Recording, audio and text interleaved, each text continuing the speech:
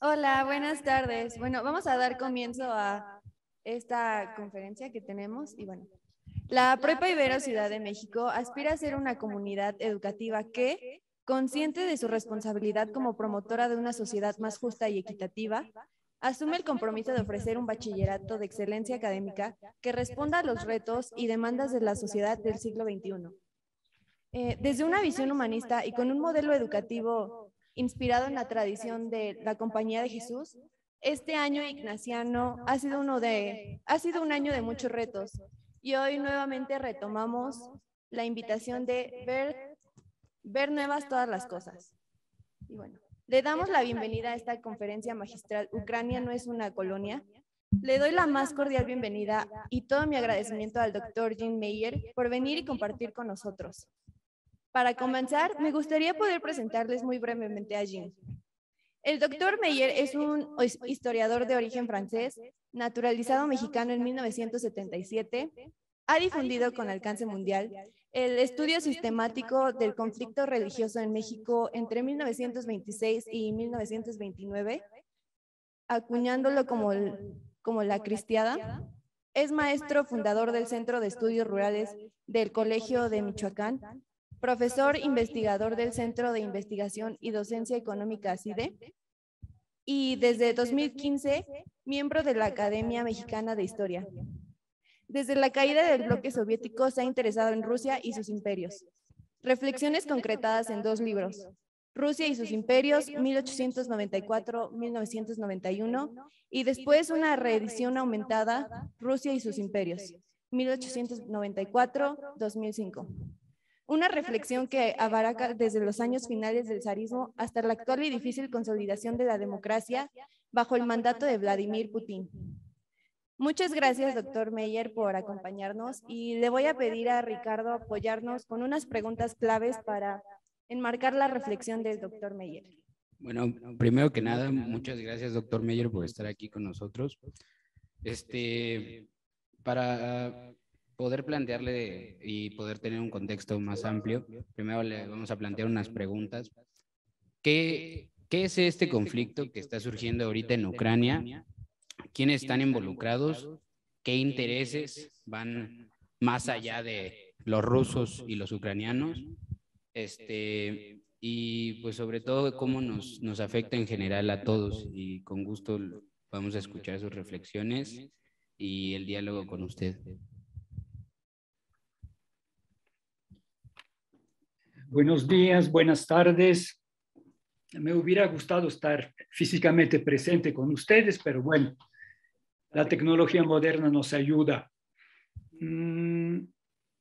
Quisiera ser breve para mejor dialogar con ustedes y contestar a preguntas. Pero bueno, les voy a citar un apunte del escritor ucraniano Andrei Kurkov. Él escribe en ruso y eso no es un problema porque Ucrania siempre ha sido multilingüística y plural en todos los sentidos de la palabra, étnicamente, culturalmente, incluso religiosamente, ya que Ucrania tiene todas las familias cristianas presentes, protestantes, católicos, ortodoxos, y además todavía tiene una importante comunidad judía a pesar del genocidio cometido por los nazis, y tiene también desde hace siglos una comunidad musulmana. Entonces, Andrei Kurkov, que es un escritor muy exitoso, traducido en muchos idiomas, novelista, pero también ensayista, apuntaba el 19 de febrero del año en curso, apuntaba: Kiev, predicción del tiempo, más 5 grados, viento, posibilidades de un ataque ruso, 30%, se siente como 95%.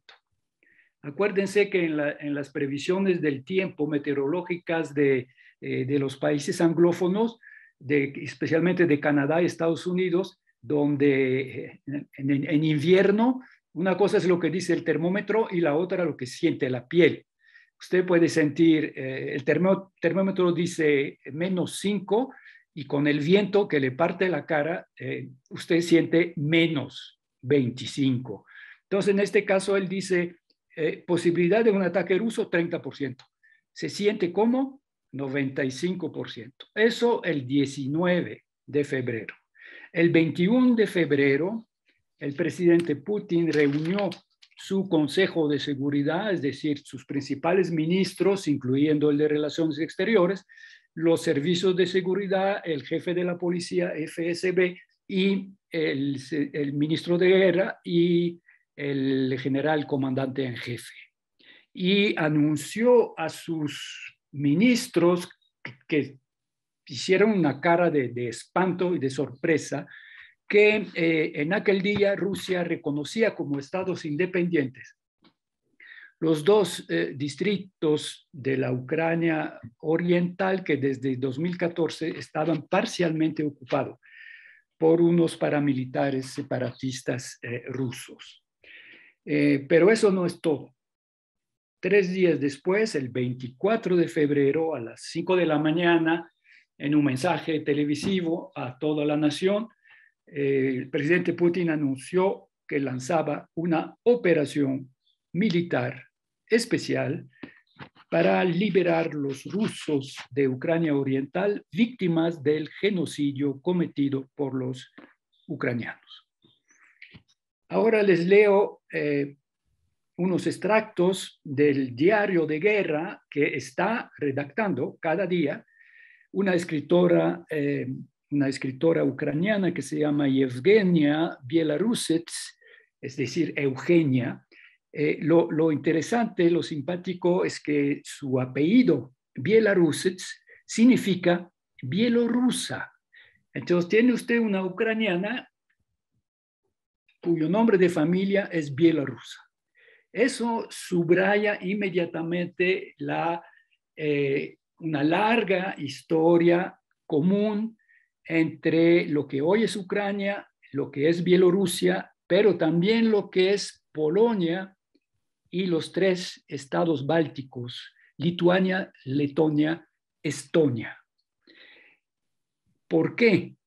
Porque desde el siglo XIV todas esas naciones vivieron hasta fines del siglo XVIII bajo, yo diría, el techo común de una institución política única en la historia, que se llamaba en eslavo Res Popolita, lo que traducían en latín como res publica. Se trataba de una monarquía muy especial porque el rey era electo. En los manuales de historia se habla, dice que el rey de Polonia. En realidad no, era el rey de Polonia, Lituania y Rutenia, que era el nombre antiguo antes de que en el siglo XIX se empezara a hablar de Ucrania. Un monarca electo. Hubo reyes húngaros, hubo reyes polacos, lituanos, hasta hubo rey francés. Y, por ejemplo, el famoso zar Iván el Terrible fue candidato a la corona de ese Commonwealth, es la palabra más apropiada que encuentro. Y que duró hasta fines del siglo XVIII, cuando fue víctima de un acuerdo entre 3 grandes potencias que se repartieron ese inmenso territorio que iba desde el Mar Báltico al norte hasta el Mar Negro al sur, frontera con el Imperio Otomano turco. A fines del siglo XVIII, Prusia, Austria y Rusia se dividieron esos territorios. Bien, pero para explicar que una ucraniana puede llamarse bielorrusa. Jueves 24 de febrero, día primero, comienzo de la guerra. Hoy en la mañana me desperté temprano y vi en mi celular 8 llamadas perdidas. Eran mis padres y algunos amigos. Al principio pensé que algo le había pasado a mi familia y que mis amigos estaban tratando de comunicarse conmigo porque por alguna razón mis padres los habían alertado primero. Después mi imaginación tomó otra dirección y pensé en un accidente, una situación de peligro en el centro de Kiev, algo que alarmaría a tus amigos. Sentí una fría inquietud. Llamé a mi prima porque su hermosa voz siempre tiene un efecto tranquilizador en mí, valiente y racional. Solo dijo: Kiev ha sido bombardeada. La guerra ha estallado. Muchas cosas tienen un comienzo. Cuando pienso en el inicio, imagino una línea dibujada muy claramente a través de un espacio en blanco. El ojo observa la simplicidad de este rastro de movimiento que seguramente comenzará en algún punto y terminará en otro. Sin embargo, nunca he sido capaz de imaginar el comienzo de una guerra. Extraño. Cuando estalló la guerra con Rusia en 2014, me encontraba en el Donbass. Después les voy a explicar 2014 y les voy a decir qué es Donbass. Sin embargo, en ese momento entré en la guerra, entré en una zona de violencia brumosa y poca clara. Todavía recuerdo la profunda culpa que sentí por ser una invitada en una catástrofe, una invitada que tenía permitido salir cuando quisiera porque vivía en otro lugar. La guerra ya estaba aquí. En aquel entonces seguía preguntándole a la gente en el Donbass cómo pudo empezar todo esto. Y siempre obtenía respuestas distintas. Creo que el comienzo de esa guerra fue uno de los momentos más mitologizados para la gente de Kiev, precisamente porque seguía siendo incomprensible. ¿Cómo pudo suceder algo semejante? En ese momento, en 2014, en Kiev se decía: la gente del Donbass, esos ucranianos simpatizantes de Putin, invitaron a la guerra a nuestro país. Y esta supuesta invitación ha logrado explicar durante algún tiempo como lo absolutamente imposible, la guerra con Rusia, finalmente se hizo posible de repente. No les leo más el texto, que ya tengo varias páginas, hasta la última que tengo es del 28 de marzo, porque eso se va a publicar en el número de mayo de la revista Nexos. Por cierto, les señalo que en el número de abril de Letras Libres hay buenos artículos sobre Ucrania.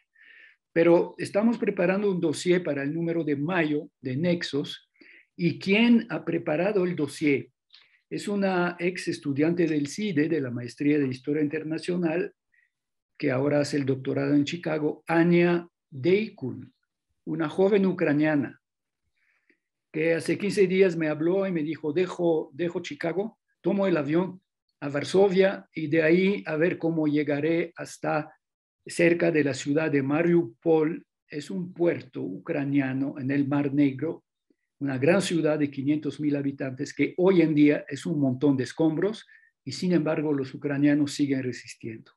Voy allá para ver si puedo rescatar a mi familia, a mi mamá, a mi hermano y a su familia. Anya está allá. Acaba de decirme que ha podido comunicarse con su mamá, que está presa de los rusos. Los rusos se llevaron 600,000 ucranianos, cifras dadas por Moscú, diciendo que para protegerlos de los nazis ucranianos. Anya espera que en una semana su mamá podrá regresar a Ucrania y entonces la llevará a lugar seguro, pero no ha podido contactar, no tiene noticias de su hermano, de su cuñada y de sus sobrinos. Entonces, pues digamos, ya les aconsejo comprar el mes próximo, en mayo, el número, y que va a estar armado con puros ucranianos y algunos autores rusos amigos de ellos. El número 85 de la revista de Historia Internacional, Histor, publicado por el CIDE, lo armó Anya Deikun con esos amigos, jóvenes historiadores rusos, jóvenes historiadores ucranianos, un número dedicado a la nueva historia de Rusia, es decir, las corrientes recientes de historia no oficial. Así que esto por el diario de guerra. El problema cuando uno habla de Ucrania es que se ha impuesto hasta hace muy poco la versión rusa de la historia de Ucrania. En la versión rusa, que es la del presidente Putin, pero mucho más que la del presidente Putin. Es la versión rusa desde la anexión de Ucrania a fines del siglo XVIII, a la hora de la Revolución Francesa, en tiempos de Catalina la Grande. Ha sido el discurso de los zares, de los emperadores rusos, hasta la Revolución de 1917. Ha sido el discurso de la Unión Soviética y ahora es el discurso del presidente Putin, que dice, históricamente, Ucrania nunca existió como Estado, siempre ha sido la pequeña Rusia, parte integrante de Rusia. Y cuando desapareció la URSS, que por cierto, en palabras del presidente Putin, es la mayor tragedia del siglo XX. La mayor tragedia no son las dos guerras mundiales. La mayor tragedia no es el genocidio que se llevó 5,5 millones de judíos y 600,000 gitanos. No, la mayor tragedia es la desaparición de la URSS. Y cuando Putin dice eso es sincero. Él no tiene nostalgia del poder soviético comunista, marxista-leninista. Él tiene la nostalgia del imperio. Por algo en su oficina está el retrato de Pedro el Grande, el gran emperador podríamos decir, el fundador de la Rusia moderna a principio del siglo XVIII. Hay que saber que Ucrania es el país con Bielorrusia que tiene frontera común. Bielorrusia está al norte de Ucrania en continuidad territorial. Son los dos países que sufrieron más que cualquier otro país europeo en la primera mitad del siglo XX. Polonia sufrió atrocidades durante la Segunda Guerra Mundial. Perdió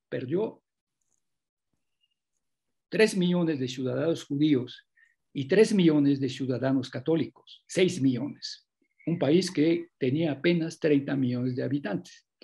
Pero Ucrania y Bielorrusia sufrieron en los años 30 las atrocidades del poder soviético. Una hambruna que en 1932-33 mató 5 millones de personas. Una hambruna en la cual el poder soviético, encarnado por Stalin, tuvo una responsabilidad atroz, porque cuando los ucranianos y también los kazaj de Kazajistán y los cosacos del Volga del Sur estaban muriendo de hambre, el poder soviético exportaba millones de toneladas de trigo para pagar su industrialización. Después vino el gran terror de los años 37-38 y la deportación de millones de ucranianos a Siberia y Asia Central. Y también de polacos y de bielorrusos y de lituanos. Y luego la atroz Segunda Guerra Mundial, porque esa región fue la que concentró los mayores campos de batalla entre alemanes nazi y los soviéticos. Pasaron primero la aplanadora nazi que llegó casi hasta Moscú, a las puertas de Moscú. Y después una larga lucha de varios años donde avanzaba el Ejército Rojo, se retiraba el Ejército Rojo, avanzaban los nazis, se retiraban los nazis. Les recomiendo la lectura de un libro terrible del historiador inglés Timothy Snyder. Está traducido al español y se llama Tierras de Sangre. Entre 1932 y 1945 en esa región murieron 15 millones de personas, 15 millones de civiles, no estamos contando a los soldados, que murieron o de hambre o de deportación o fusilados o masacrados, como los 33.500 judíos asesinados y metidos en la fosa común de una barranca en las puertas de Kiev, la capital de Ucrania, que se llama Babi Yar. Hay un monumento, una estela, conmemorando a las víctimas. En uno de los primeros bombardeos de Kiev, en los últimos días de febrero del año 2022, un misil ruso cayó sobre el memorial de Babi Yar. Todo un símbolo cuando uno piensa que el presidente Putin está hablando de la necesidad de desnazificar a Ucrania, que Ucrania está gobernado por unos nazis y drogadictos. Cuando el presidente Volodymyr Zelensky es judío por su padre y por su madre. Su primer ministro es judío de padre y madre. Su secretario de guerra es judío. Aquí tiene usted un gobierno nazi, judío y drogadicto. Bueno, hace muchos años que yo sigo con mucha atención la historia de la Unión Soviética, primero porque me decidí a aprender ruso en 1986, cuando empezó la perestroika, justo después de la catástrofe nuclear de Chernobyl, esa central en Ucrania que explotó. Y entonces, pues acompañé día a día los últimos años, los últimos 5 años de la Unión Soviética, y desde aquel entonces, no solamente la nueva República de Rusia, sino los estados que fueron miembros de lo que pudo ser una gran familia, la Unión Soviética. Por lo mismo, he seguido interesándome siempre y de cerca a Armenia, a Georgia, pequeñas naciones, pero también a una gran nación como Ucrania. Y hace mucho, desde 1999, he escrito más de 50 artículos sobre Ucrania. Me permito leer un artículo que publiqué el 27 de mayo de 2014 y que se llama Ucrania no es la pequeña Rusia. En ese momento, ¿por qué mayo de 2014? En ese momento Putin acababa de ocupar militarmente y anexar, en violación de todo el derecho internacional, a Crimea, esa península que está al extremo sur de Ucrania en el Mar Negro. Pero peor, había lanzado sus paramilitares, asesorados por sus soldados, a la conquista de 2 provincias orientales de Ucrania, por el nombre de su principal ciudad, la de Donetsk y la de Luhansk. Entonces, les puedo ahora explicar qué es Donbass y qué significa el año de 2014.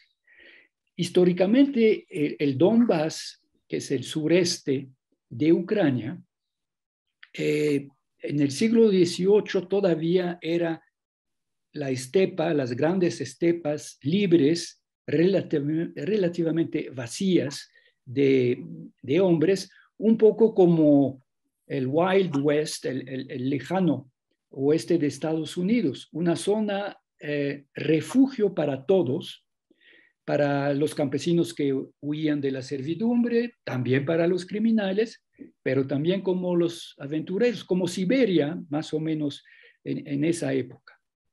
Y luego, en el siglo XIX, en la segunda mitad del siglo XIX y en los primeros 50 años de la Unión Soviética, esa región se volvió pues casi el corazón industrial de Rusia y de Ucrania, por la existencia de...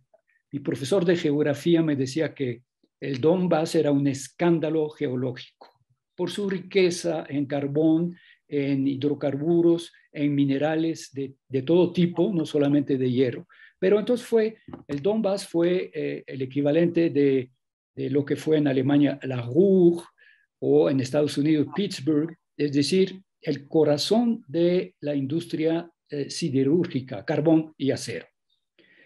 Ahora bien, Donbass, por esa historia, nunca fue políticamente fácil de controlar.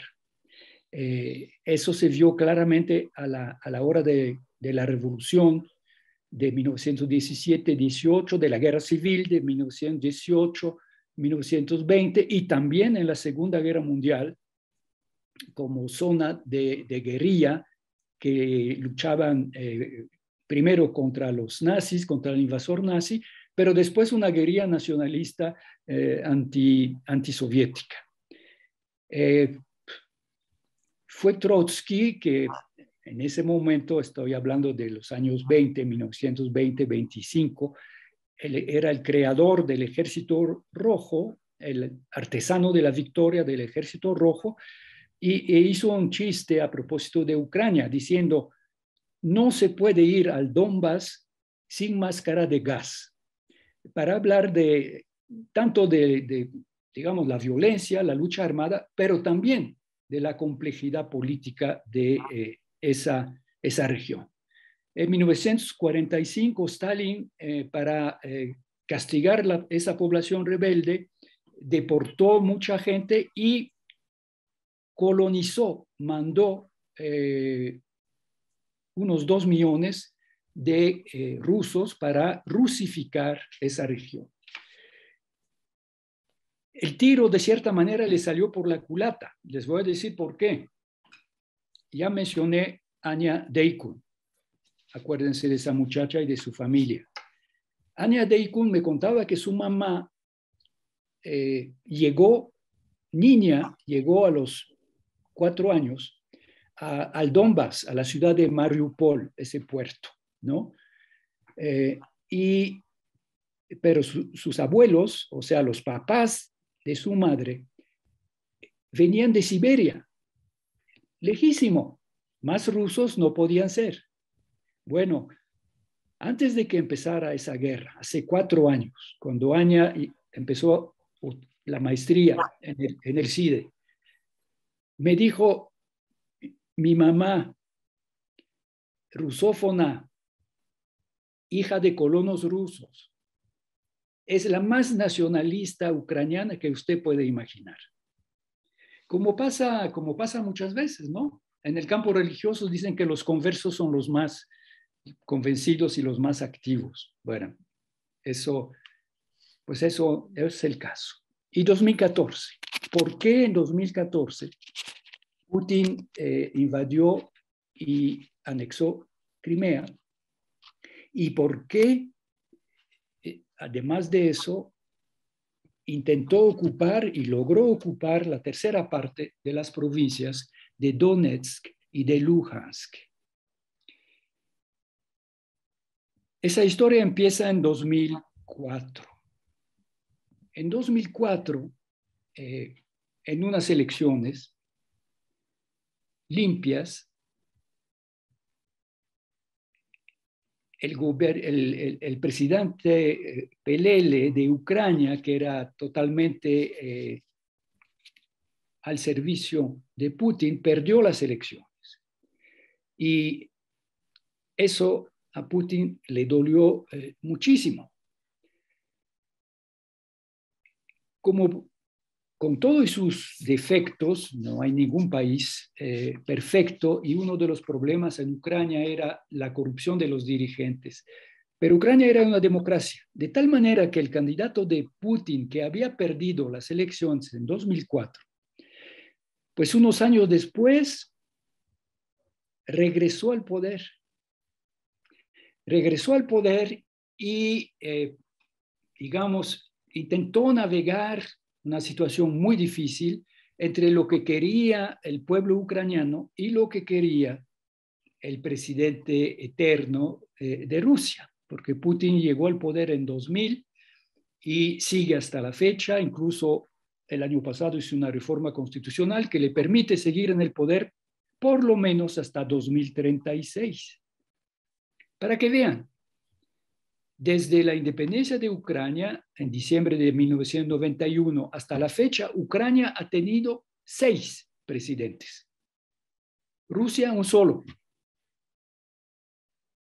2, si quieren, porque Putin primero fue presidente 2 veces y como la Constitución no permitía, en ese momento no permitía una tercera elección, metió a su primer ministro de presidente y se autonombró el primer ministro. Y se reformó la Constitución y después regresó a la presidencia y sigue hasta la fecha. Bueno, el señor Viktor Yanukovych, que era el hombre de Putin, intentó y logró un acercamiento con la Unión Europea e iba a firmar un tratado comercial con la Unión Europea favorable para Ucrania. Y en noviembre de 2013, Putin lo convocó a Moscú y le hizo saber que eso era inadmisible, que era una traición. Y el pobre de Yanukovych regresó a Kiev y anunció al Congreso que no se iba a firmar el tratado. Y ahí ardió Roma. Los estudiantes fueron los estudiantes que empezaron.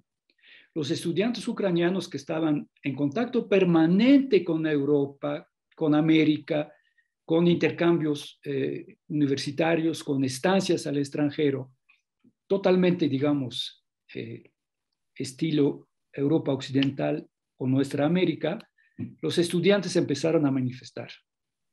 El gobierno al principio manifestó paciencia, tolerancia, el movimiento creció y Putin hizo saber que eso era inadmisible. Y entonces empezó la represión y hubo matanza, cientos de muertos, batalla campal, guerrilla urbana en Kiev y finalmente el pobre presidente Yanukovych huyó a Rusia. Y es cuando Putin se vengó con la toma de Crimea y el inicio de una guerra que nunca ha parado. Desde 2014 hasta 2022 siempre hubo frente de guerra en la Ucrania oriental. En esa guerra murieron 14.000 personas. 2 millones de personas desplazadas. Así que la guerra de 2022 iba a decir algo exagerado. No debió sorprender al mundo. Bueno, el mundo ni sabía qué era Ucrania, ni dónde estaba Ucrania, así que haya sorprendido al mundo, está bien. Debo decir que a mí no me sorprendió y que a los especialistas, a los académicos serios, no nos sorprendió. Mire, en 2015, o sea, al año siguiente del inicio de esa guerra, de baja intensidad, pero guerra permanente, incluso hubo un episodio increíble en julio de 2014, con una batería de misiles antiaérea proporcionada por el ejército ruso a los separatistas, estos, por error, por una confusión o de manera voluntaria, tumbaron un avión civil de la compañía de Malaysia Airlines con más de 200 personas a bordo y desde luego no hubo ningún sobreviviente, ¿no? El avión estaba volando encima de ese territorio a 10.000 metros de altura, lo alcanzó un misil y la dispersión de los restos humanos y materiales sobre kilómetros cuadrados. Y el mundo se molestó y después se olvidó del asunto y se perdonó a Putin. Y Putin sacó la lección de que no había que temerle a Occidente. Podía anexar Crimea, todo el mundo condenaba. Ningún país reconocía la anexión, pero no pasaba nada. Podía intentar ocupar y mantener una guerra de baja intensidad permanente, no pasaba nada. Incluso se podía tumbar un avión civil y no pasaba nada. Con todo y los resultados de la Comisión Internacional de Investigación de la aviación civil que demostró.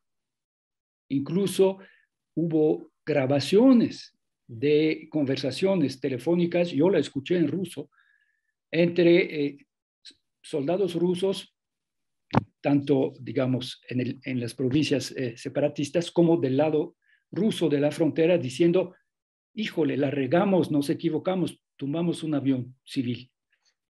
Pero bueno, no pasó nada. Putin sacó la conclusión y después cuando vio a Estados Unidos metido en el caos de Trump y de todo eso, dijo, bueno, pues el Occidente es un tigre de papel, no hay que tenerle miedo. Pero lo que les quiero decir es que en 2015 se publicaron 3 libros. Un libro en polaco, este sí no lo he leído, pero he leído extractos, traducción, de un jovencísimo periodista polaco que incluso se jugó la vida porque estaba en el frente de guerra, estaba con los separatistas y luego estaba con los ucranianos y luego incluso con los rusos. Es un reportaje muy vivo sobre esto. El título en polaco es Saludos desde la nueva Rusia, porque Putin llama esa parte de Ucrania, la llama Navarrasia, que así la llamó Catalina la Grande cuando la ocupó, la conquistó, era parte del Imperio Otomano, los turcos la ocupaban. El otro libro es de un historiador alemán de más o menos de mi edad, de mi generación, un excelente conocedor de Rusia, tiene más de 20 libros sobre la Unión Soviética y Rusia, y este último se llama Lecciones ucranianas, y sacaba las conclusiones de lo que acababa de pasar y de lo que estaba pasando. Y anunciaba que el proyecto imperial de Putin necesitaba, si no la anexión completa de Ucrania, por lo menos el control político de Ucrania, que Ucrania fuese un estado vasallo. 2 veces, en 2004 y 2014, los ucranianos habían corrido a su agente. Y eso era imperdonable. Y el último libro es el libro de un ruso americano, es decir, nació en Estados Unidos, hijo de refugiados rusos, intelectuales disidentes que habían dejado Rusia después de la invasión de Checoslovaquia en 1968 por el ejército ruso.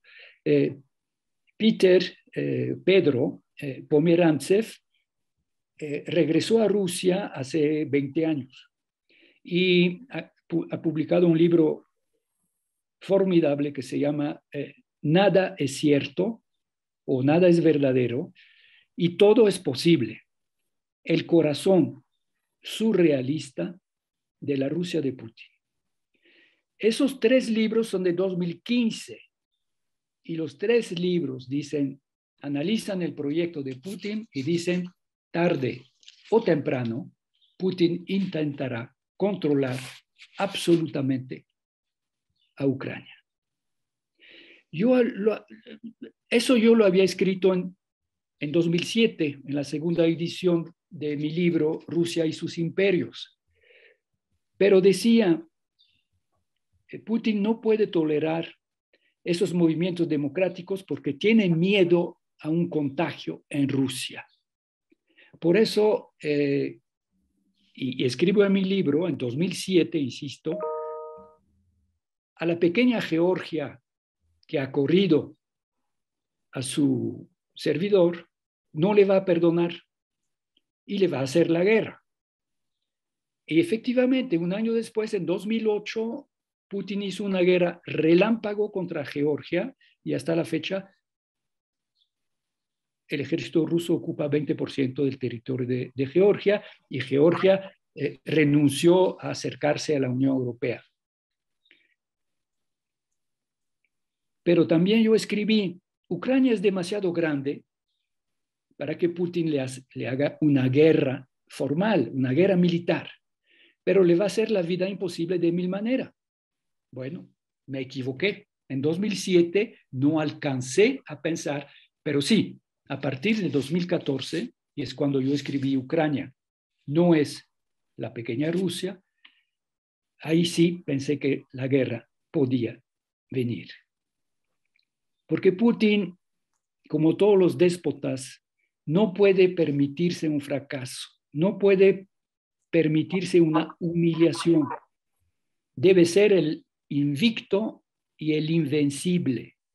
Si no, su poder está amenazado. Y por eso le tenía tanto miedo al contagio de esa Ucrania caótica, plural, desordenada, con sus movimientos estudiantiles, con sus elecciones, donde el gobernante en el poder fuese democrático o autoritaria, perdía el poder, no lograba reelegirse, eso era insoportable.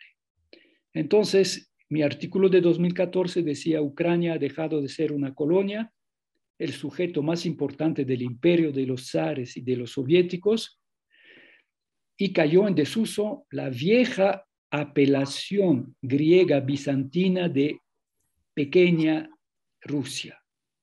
Y sin embargo, el peso de varios siglos de dominación parcial a partir de Pedro el Grande y luego en expansión progresivo hasta el control total, explica en buena parte la crisis actual, explica que el presidente Putin no pueda aceptar ni entender que Ucrania no es Rusia. Un norteamericano, un politólogo, incluso hombre político, actor en relaciones internacionales, un hombre muy inteligente, muy importante, de origen polaco, Zbigniew Brzezinski, consideró en su momento, cuando desaparece la Unión Soviética, cuando nacen los estados independientes de la República Federativa de Rusia, Bielorrusia y Ucrania, más todas las otras repúblicas, Brzezinski escribió: la aparición de un Estado ucraniano independiente es uno de los tres principales acontecimientos geopolíticos del siglo XX, después de la desaparición del Imperio Austrohúngaro y la división de Europa en dos bloques en 1945. ¿Por qué? Es que significa el fin de la Unión Soviética y del Imperio Ruso, y ofrece a Rusia la posibilidad de volverse democrática y europea. Porque una Rusia imperial no puede ser una democracia, porque tiene que controlar por la fuerza a sus colonias. Y ese uso de la fuerza en las relaciones políticas entre naciones y estados desemboca en el uso exagerado, despótico de la autoridad hacia su propio pueblo. Con eso me quedo para dejar espacio a las preguntas y a los eventuales comentarios. Pues muchísimas gracias, doctor Meyer, por habernos dado todo este contexto, pues, político e histórico, tanto de Rusia como de Ucrania. Pero realmente, ¿por qué es un conflicto que está teniendo tanto peso a nivel geopolítico? Porque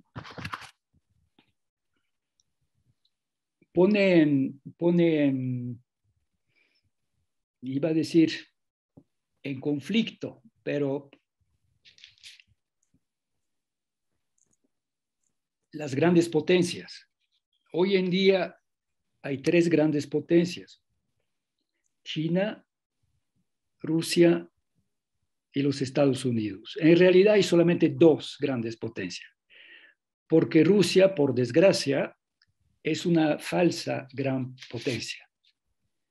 Si uno ve el peso económico de Rusia, apenas, no estoy seguro que sea mucho mayor que nuestro Producto Nacional Bruto. En cuanto a la demografía, Rusia tiene hoy en día 145 millones de habitantes, pero cada año pierde 1 millón de habitantes. Rusia tiene un déficit demográfico tremendo. Los rusos no hacen hijos. Y además, la represión actual hace que desde que empezó la guerra, hace que 50 días, yo creo, más o menos, 200,000 jóvenes rusos, casi todos con alto nivel educativo, todos bilingües, todos con pasaportes, son los que pueden viajar. Más de 200,000 jóvenes rusos, high-tech, dejaron a Rusia. Y para siempre. Entrevistados dicen, no nos vamos por razones económicas, nos va bien, tenemos casa, tenemos departamento o lo estamos comprando, tenemos coche, pero ya no tenemos futuro. Anoche leía que 50,000 especialistas de informática en un mes salieron de Rusia. Bueno, ya saben ustedes que China es prácticamente la primera potencia mundial económica. Demográficamente es un gigante de 1.300 millones de habitantes. Y si Estados Unidos demográficamente está muy lejos, bueno, Estados Unidos tiene 350 millones de habitantes con una demografía bastante sana. Estados Unidos tiene hijos y además Estados Unidos recibe, aunque no le guste, recibe muchísimos migrantes, como nuestros compatriotas que siguen teniendo hijos por lo menos durante una generación. Y el peso económico y tecnológico de Estados Unidos nadie lo puede negar. Rusia es una potencia militar, pero es un enano económico y a mediano plazo su situación demográfica va a ser fatal. Entonces, Rusia necesita la alianza, el apoyo de China, y China oficialmente se lo da, pero materialmente no le ha dado, por ejemplo, ninguna ayuda militar en cuestión de material militar, que de manera sorprendente parece que le hace falta y escasea en el ejército ruso, que eso sí, para sorpresa, incluso para sorpresa mía, perdón, déjeme. Bueno. Mira, ¿me puedes hablar en una hora? Estoy en un Zoom sobre Ucrania. Gracias. Sí, la gran sorpresa, y ahí yo también debo confesar mi impreparación en ese tema, fue la capacidad de resistencia de los ucranianos. No solamente del ejército ucraniano, sino de toda la sociedad, los voluntarios. Esos hombres que escoltan su familia, la llevan hasta la frontera de Rumania o de Bulgaria o de Polonia y después regresan a pelear. Y no sé cómo terminará la guerra. No soy profeta, pero por lo pronto la primera operación de Putin, la operación militar especial, que supuestamente iba a ser una guerra relámpago, que en 5 días provocaría la caída del gobierno de Kiev y la resignación del pueblo ucraniano, porque el mito que se construyó Putin es que ese gobierno no tenía el apoyo de un pueblo que además era ruso y no ucraniano. Y la segunda etapa, a saber, la destrucción masiva de una manera absolutamente criminal de las grandes ciudades de Ucrania para lanzar al exilio millones de ucranianos, eso sí lo ha logrado, desplazar adentro de Ucrania otros millones de ucranianos en la idea de que eso provocaría la caída, la desmoralización del pueblo, la caída del gobierno. Eso también fracasó. Y cuando digo que el bombardeo de las ciudades civiles es un crimen de guerra, estoy pensando en la Segunda Guerra Mundial. Como historiador no contemporáneo, yo nací en 1942, pero la guerra, yo era un bebé, no la conocí, pero como historiador puedo decir que la destrucción sistemática, el bombardeo masivo de las ciudades alemanas por los anglosajones igual el caso de Japón, es un crimen de guerra. Todo el mundo está espantado, escandalizado por la bomba atómica de Hiroshima y Nagasaki. Pero les debo decir que en una noche en Tokio, el bombardeo con napalm mató más gente que en Hiroshima y Nagasaki, 150,000 personas. Que el bombardeo de Hamburgo con napalm, que también es un arma prohibida por las convenciones internacionales, es un líquido incendiario que no se puede apagar.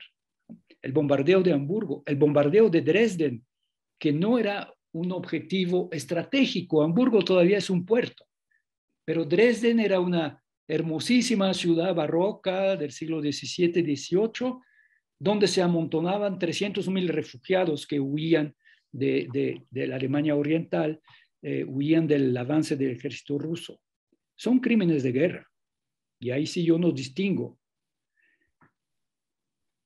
Sobre esto, bueno, el presidente ucraniano Zelensky, que ha demostrado de repente ser un estadista a la altura de la situación, en varias ocasiones ha citado a Churchill.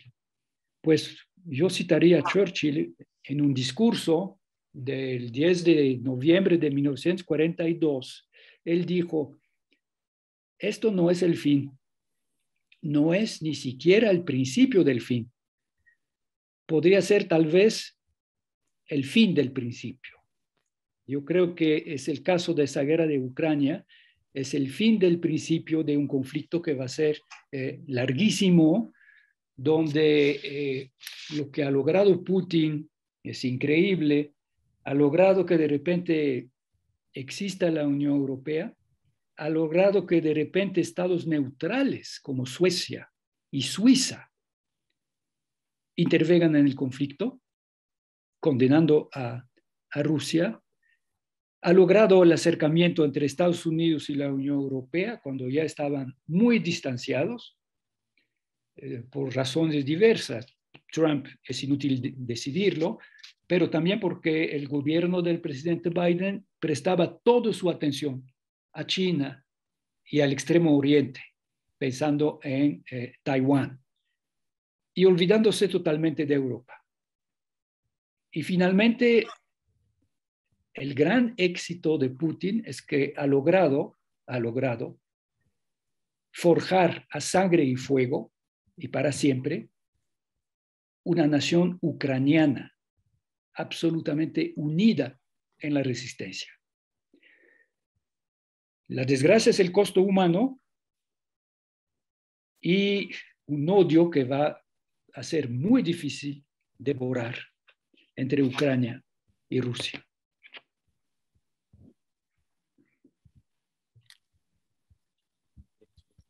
Bueno, muchas gracias. Tengo otra pregunta, doctor Meyer. Va más hacia lo general. ¿Cómo cree que los jóvenes como nosotros podamos obtener la información más objetiva? No estar más focalizados a información más sesgada o que no vale para tanto. ¿Cómo cree que en estos días que hay mucha información, dónde cree que se puede obtener la información más objetiva para este y otros conflictos? Gracias. Sí. Hay que practicar por lo menos otros idiomas, por lo menos inglés, y desde luego no digo que haya que aceptar sin espíritu crítico lo que dice el gran periódico que es el New York Times. Pero el New York Times tiene todos los días en vivo, hora por hora, información. Y luego tiene editorialistas, tiene una página de opinión donde puede haber puntos contradictorios. Si ustedes leen francés, pero incluso creo que ahora va a tener una versión en inglés, hay un diario francés liberal, yo diría de centro izquierda, que se llama Le Monde. Hay un periódico, pero de derecha, que se llama Le Figaro. Cuando En realidad yo en ese momento me limito al New York Times y a Le Monde y a El País. Pueden ver El País, que cubre bastante bien el tema. Curiosamente son, yo diría, casi paralelos los tres diarios. Y, en fin, y leer también, de repente en la prensa nacional uno encuentra joyas también. Hace como 15 días, para sorpresa mía, el suplemento cultural de La Razón, el sábado tiene un suplemento cultural y hace creo que 3 semanas tuvo un suplemento cultural excelentísimo sobre literatura ucraniana. El número de letras libres de este mes es este, y en el mes de mayo el dossier que va a publicar Nexos y que está escrito únicamente por jóvenes ucranianos y rusos. Como es normal, hay muchos puntos de vista contradictorios. Por ejemplo, hay reacciones nacionalistas ucranianas o reacciones antirrusas que dicen ya no hay que tocar en el radio Tchaikovsky o Shostakovich, porque son músicos rusos. O, por ejemplo, el Festival de Cannes retiró de la competición a películas rusas. Yo no estoy de acuerdo. Hay un gran cineasta ucraniano que se llama Sergei Loznitsa, cineasta de películas de ficción, pero también un documentalista genial. Él hizo un documental sobre la revolución democrática, la rebelión estudiantil del invierno 1913-1914 en Kiev, que se llama Maidán. Maidán es el nombre de la gran plaza del Zócalo de Kiev, ¿no? Pero hizo también un documental que se llama Donbass, bastante objetivo sobre la situación en ese frente de guerra de 2014. Y acaba de sacar ahora un documental que no tiene nada que ver, si quieren, con la situación actual, pero que se llama Babi Yar. Babi Yar es la barranca donde les dije que en 1941 masacraron y enterraron en fosa común 33.500 judíos ucranianos, hombres, mujeres, niños, ¿sí? Y Sergei Loznitsa protestó contra ese tipo de ¿cómo llamarlo? Represalia cultural. Dice, no, por favor, mis amigos rusos, cineastas, bueno, si un cineasta de repente toma el micrófono y dice, yo soy incondicional de Putin, Putin tiene razón y apoyo a la guerra contra los malditos ucranianos, entonces sí, no presente su película en el festival. Pero los otros, ¿qué? No tienen nada que ver.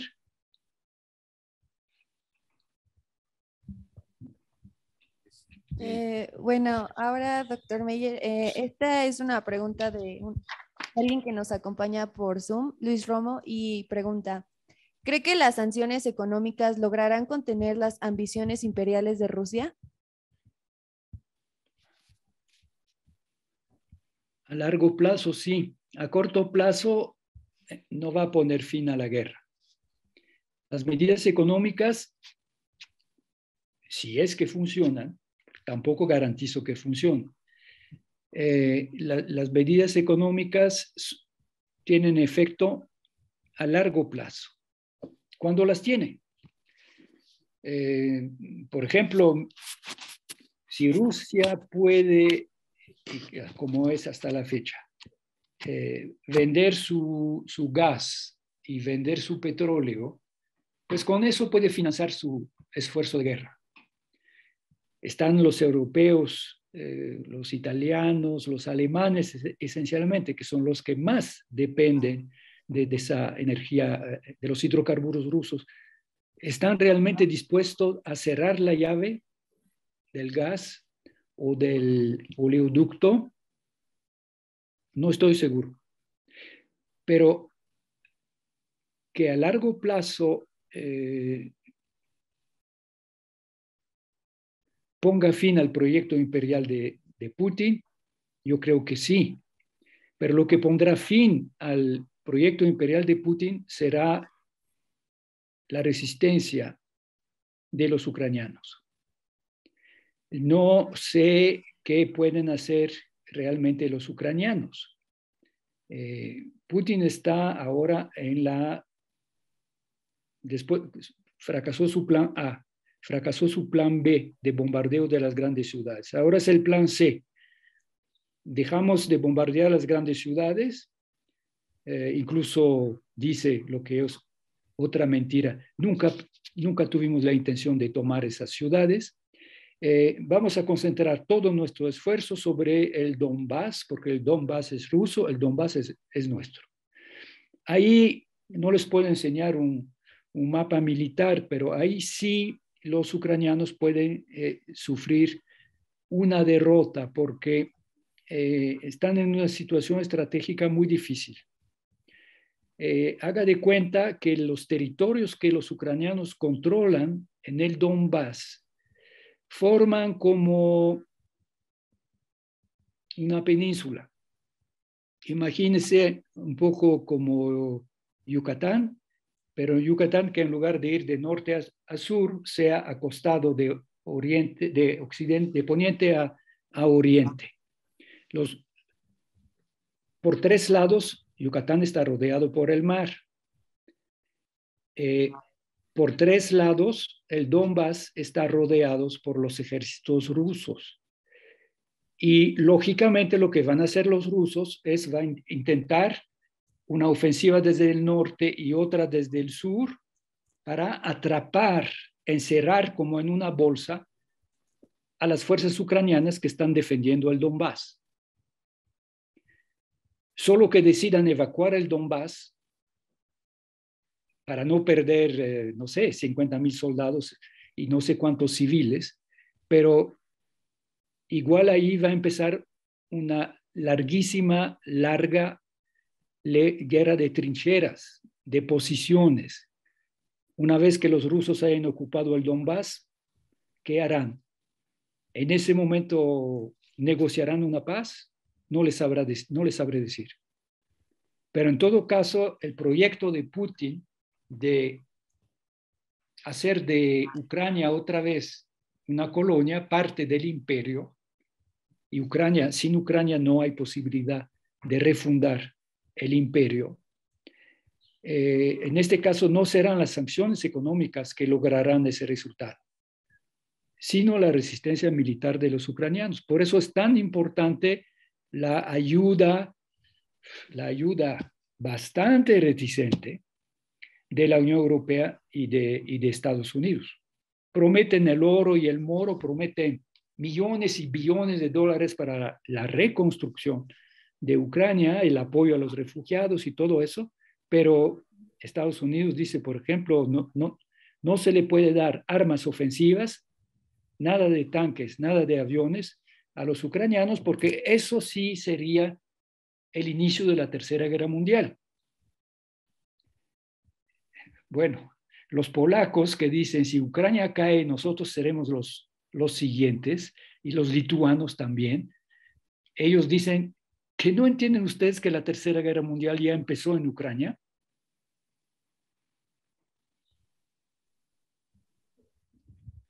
Gracias, doctor Meyer. Y bueno, esta otra pregunta es de Héctor Jiménez, que pregunta, ¿cuáles son los argumentos de Putin para justificar la supuesta nazificación de Ucrania? Bueno, hay que conocer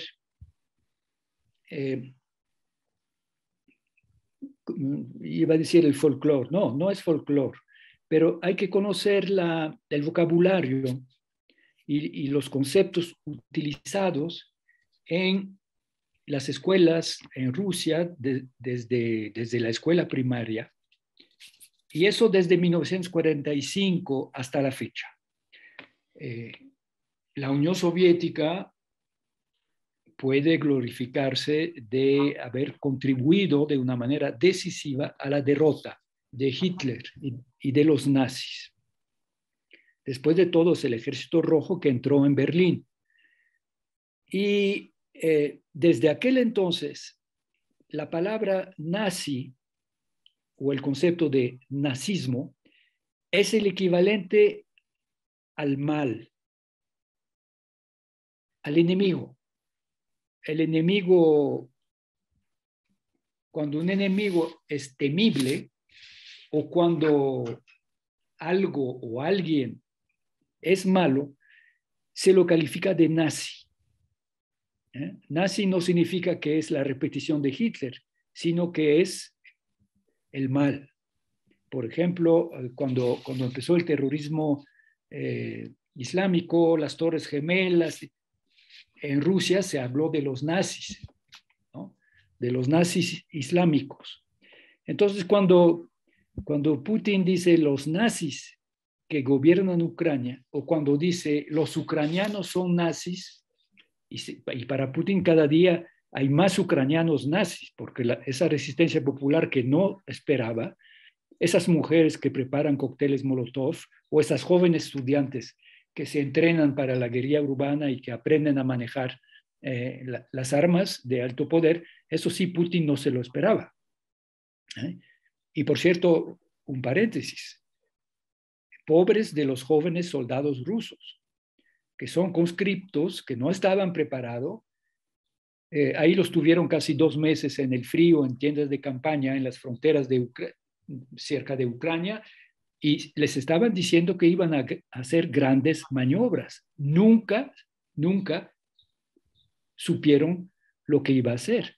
Incluso cuando empezaron a entrar a Ucrania, a pelear en Ucrania, los que intentaron tomar a Kiev, ellos pensaban que estaban en el Donbass para defender a los habitantes del Donbass partidarios de Rusia, que en realidad son bien pocos.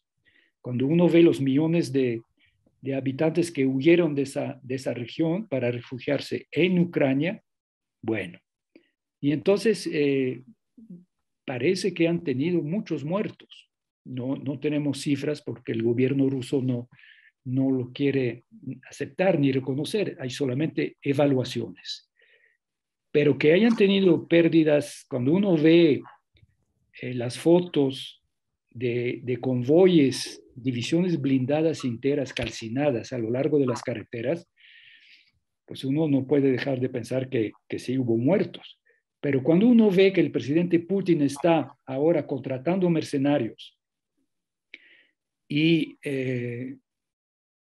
ha invitado 16,000 combatientes sirios, hay que pensar que el ejército de Putin tuvo una intervención decisiva en Siria en 2015 y salvó al dictador Bashar al-Assad, que estaba a punto de caer, ¿no?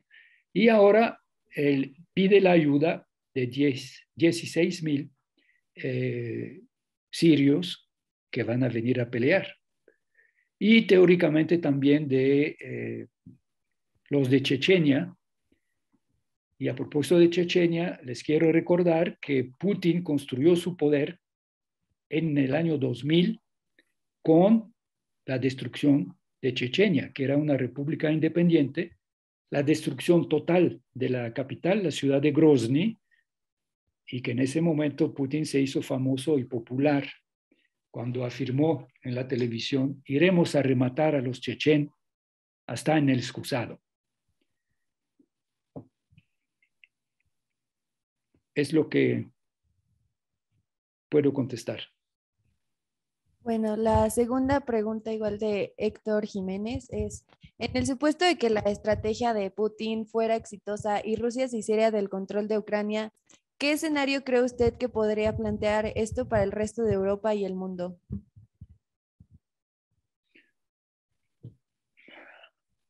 Lo veo muy difícil, le voy a decir por qué.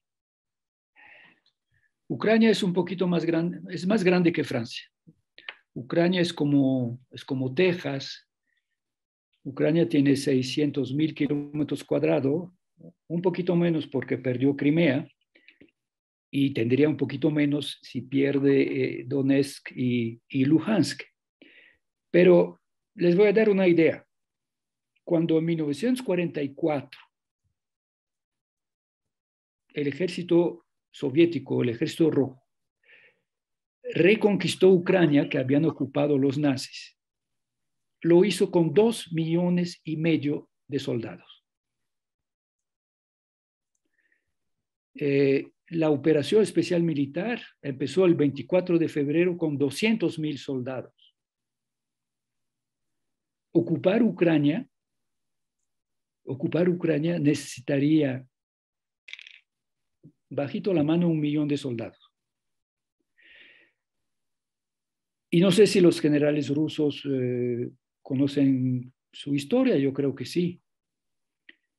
En Ucrania, los ucranianos armaron una guerrilla muy fuerte contra los nazis, pero después una guerrilla nacionalista muy fuerte contra los soviéticos, y Nikita Khrushchev, que fue el gran dirigente soviético durante unos años, era ucraniano. Había sido el secretario general del Partido Comunista en Ucrania, o sea, el jefe de Ucrania durante muchos años, antes de ser el jefe de la Unión Soviética. En sus memorias cuenta que la guerrilla ucraniana duró casi 10 años, de 1945 a 1955, en las regiones centrales de bosques y de Ciénaga, de Maresma, ¿no? Sin contar la posibilidad de una guerrilla urbana. Así que, por lo mismo, no me voy a cansar el cerebro en imaginar qué consecuencias tendría para Europa y para el mundo una ocupación total de Ucrania por el régimen de Putin. Muchas gracias, doctor Meyer. Y bueno, no sé si el público tenga una pregunta o una inquietud que quisiese preguntar. ¿No? Bueno, va a participar Ives. Gracias, doctor Meyer. No sé si nos podría hablar un poco de las implicaciones religiosas del conflicto, los problemas entre los dos patriarcas, el de Kiev y el de Moscú, por favor.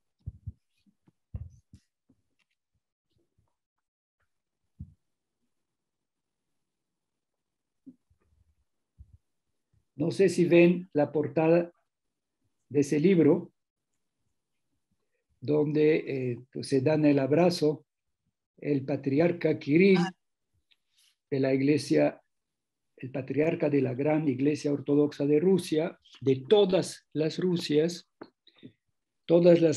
es Rusia, Bielorrusia y Ucrania. Como ya les dije antes, Ucrania es plural. Ucrania es la patria cultural de los tártaros musulmanes de Crimea. Ucrania fue y hasta la fecha es el lugar de una rica cultura judía. Y Ucrania es una región fascinante porque es un resumen de toda la historia de la cristiandad. En Ucrania hay luteranos, hay iglesia luterana, hay iglesia calvinista, sin contar todas las iglesias protestantes, evangélicas, en gran empuje, como en todo el mundo ahora. Ucrania fue la cuna de la ortodoxia eslava cuando en 988 el gran príncipe Vladimir recibió el bautismo en la versión bizantina de Constantinopla.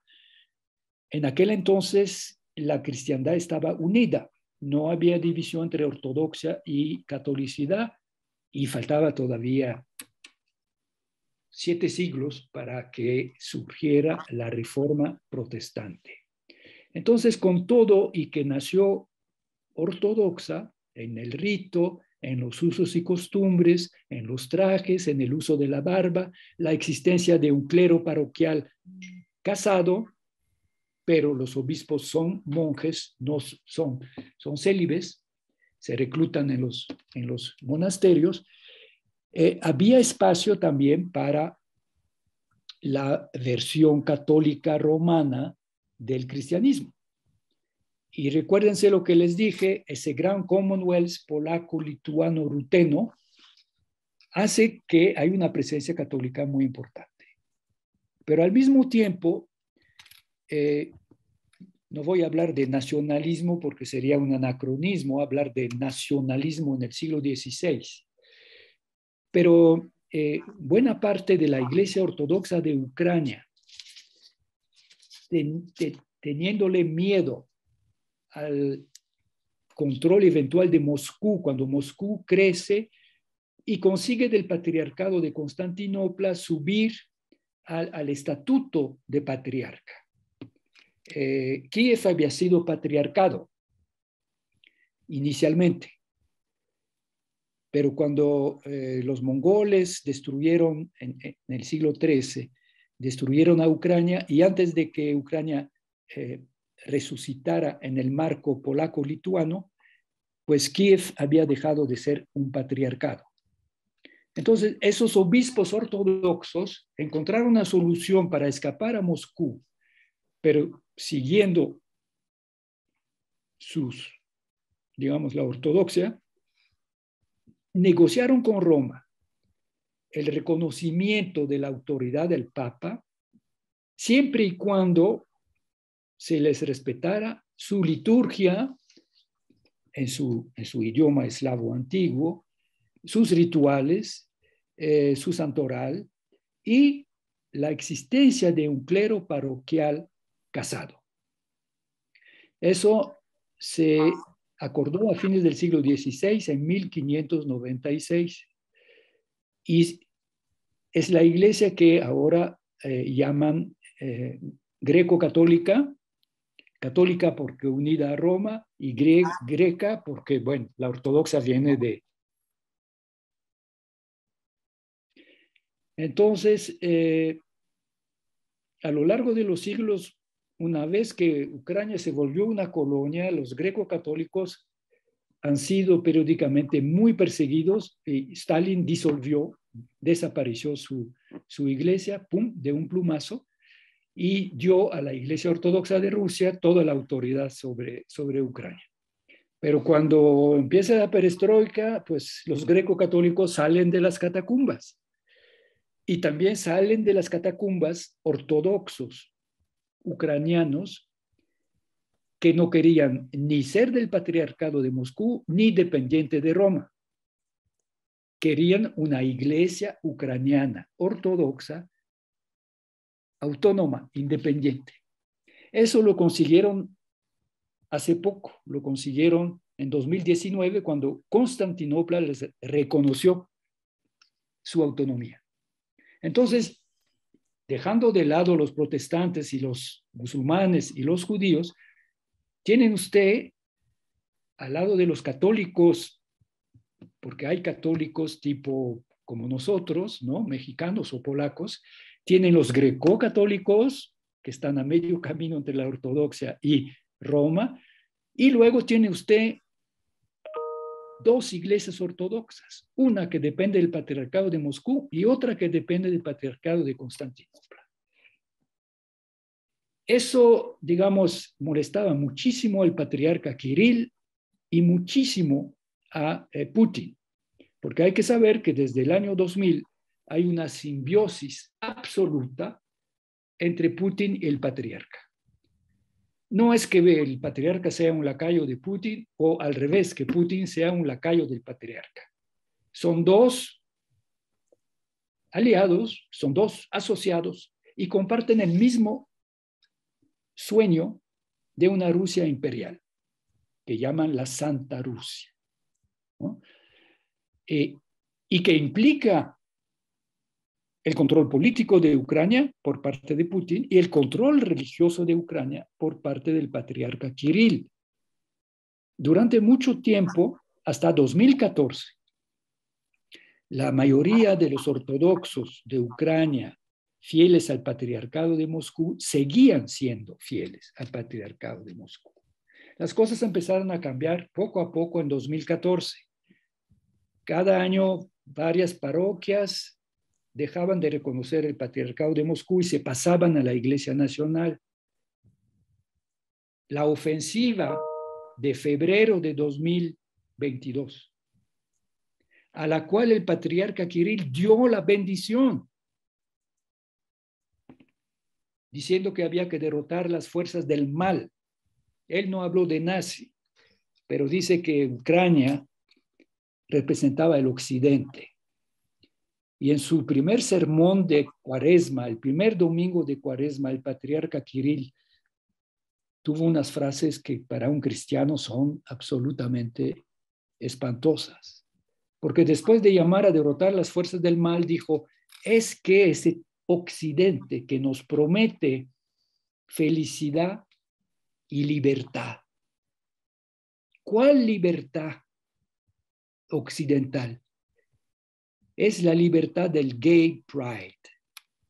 Imagínense en la catedral más importante de Moscú, el obispo más importante de la Iglesia Ortodoxa de Rusia, el patriarca, asimilando a Occidente, diciendo, Occidente es la gay pride. Y eso es inadmisible y eso hay que destruir. Y la Santa Rusia debe vencer. Y bendijo a las tropas rusas. Lo que ha logrado es que el metropolita, así se llama, el metropolita sería como un arzobispo, pero el arzobispo primado.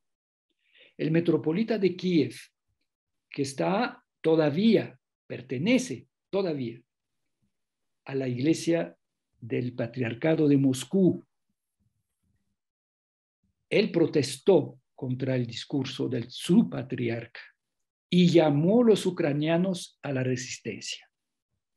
Y ya varios de sus obispos proclamaron que en la celebración de la Santa Misa, a la hora de las intenciones, dejarán de nombrar al patriarca Kirill. Y varios obispos pidieron que se reuniera un concilio para examinar si no ha llegado el momento de dejar el patriarcado de Moscú y de unirse al nuevo, flamante, recién patriarcado de Kiev. Y para no alargar el cuento, no les abro otro capítulo que es el pleito que existe desde hace mucho entre el patriarcado de Moscú y el patriarcado de Constantinopla. En el mundo entero hay muchas iglesias ortodoxas, casi todas son iglesias nacionales, y la ortodoxia es como una federación, no hay una figura como el Papa de Roma, no hay un centro, ¿no? Es policéntrico.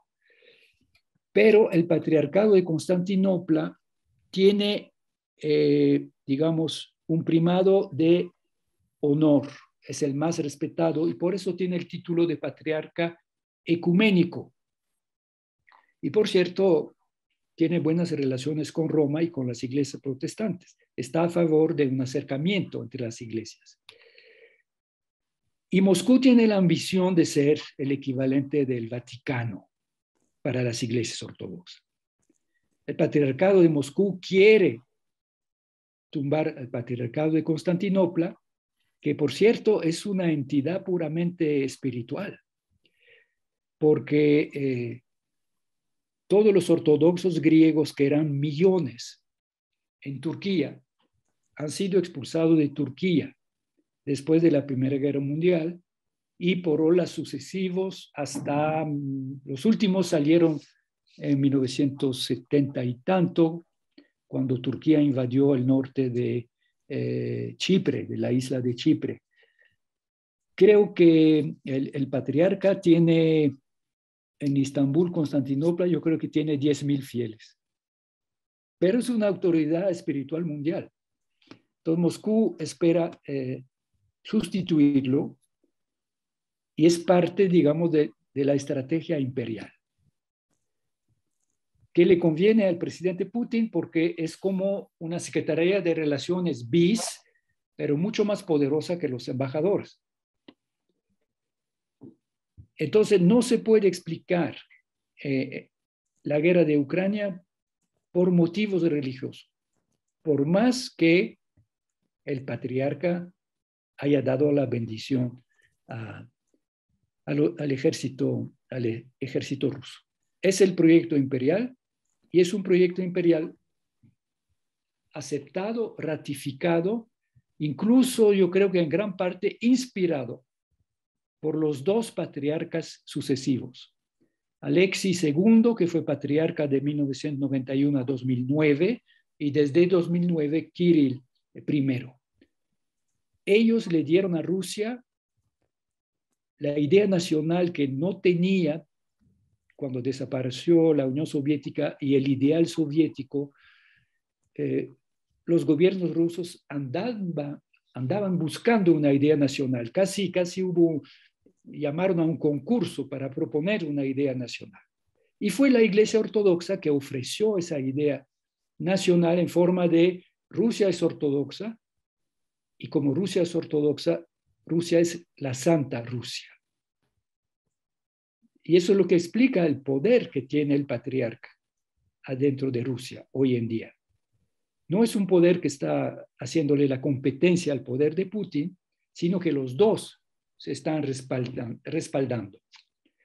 Lo que para los fieles, digamos, no es muy positivo.